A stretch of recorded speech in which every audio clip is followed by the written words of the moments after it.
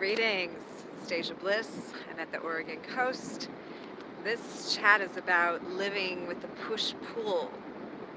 What does the push-pull mean? If you have ever done jujitsu, it's a perfect example of how the push-pull works. But so is the ocean. The ocean is a good example of living the push-pull. Sometimes the ocean is in. It's pushed in. Sometimes the ocean is out. We call this the ebb and the flow, right? The rise and the fall of the tides. But life is much this way. Money is much this way. Love is this way. Learning is this way. Integration is this way. All the things, growth, have a push-pull that are both happening at the same time, where some new stuff's coming in, some old stuff's going out, but then we also have the awareness that things flow to us, and then they flow, there's a natural pull away as well. You can notice it with relationships. Right now my son is coming this way. He ran away on the beach, I ran toward him. Then I went away, now he's coming toward me. It's actually a very magnetic, electrical, sort of battery charging thing that this whole reality is comprised of. So in a relationship, there will be closeness naturally, and then there will be a natural pull away to integrate the depth to which you reached in the close, in the pull. And at the same time, there's always a natural pull when there's a push happening. So anytime you have something flowing in, there's a natural push away from it as well. And some people call it resistance, but I call it the push-pull. Let's not do that, okay? I don't want to be covered in sand. Nope. No throwing sand. No throwing sand. Okay? I don't want to be covered in sand. Go over there. That's great. Awesome.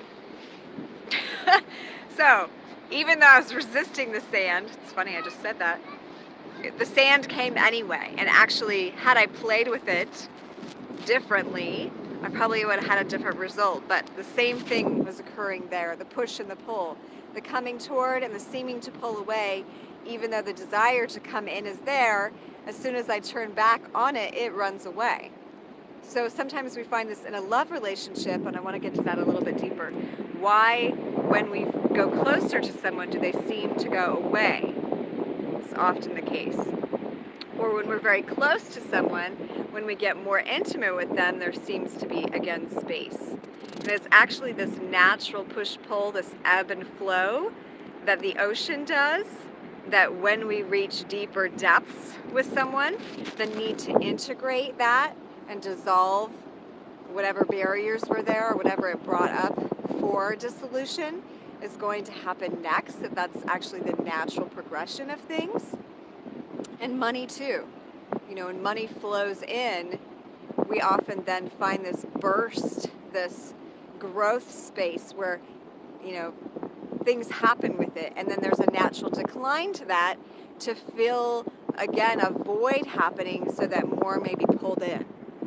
And this is like the complete way all of the universe works, is this push-pull. And when we can learn to honor it and work with it instead of resisting it, then we can do better with it. We can go further with it. We can actually learn to move with it and have those ebbs and flows become more aligned with our truth and our authentic self growing.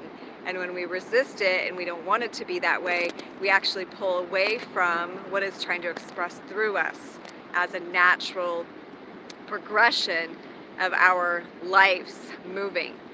So what I mean by that is, if when the ebb comes in the finances after the big flow, if we emphasize too much and worry about that happening and wondering when the next one will come, instead of really honoring that the ebb is necessary in order to create a void to allow the next thing to come in. And so when we honor that and we see it as that, or it's a time in our life where we're integrating a major life lesson or a major change in our life. And oftentimes our body constructs integration times for us, such as illness or an injury, or something happens if we're not naturally giving ourselves that integration time. Then if we really sink into it and allow it, then the next flow will be more aligned with us because we've taken the time to integrate when we've been pushed, so that we can receive the next flow in, yeah? So the push-pull, I refer to jiu-jitsu. I'm taking this with my children right now, and that you can never actually get into a good position if you don't use both push and pull at the same time. So you're like pushing with one side of your body and pulling with the other in order to make the move. So that's true in life too, that there's something that we're pulling toward us at the same time that we're pushing, in order to continue to make the yin yang, if you will, in order to continue to make the balance point. And this is why I think there always shows up someone who seems to be like a petty tyrant, or like someone who really bugs you, or is the epitome of what you don't want in your reality right when you're creating what you do want, because it is the push needed to pull in the thing you want. You have to leverage that push-pull. It's alchemy. So, with that in mind, remembering that there's always both sides of the equation present in order to make something new happen. And if there's not both sides, if there's not the push and the pull, then we're just spinning in circles. It takes the combination of both in order for us to leverage them into something new. So Stasia Bliss from the Oregon Coast, thanks for joining me, and we'll see you next time.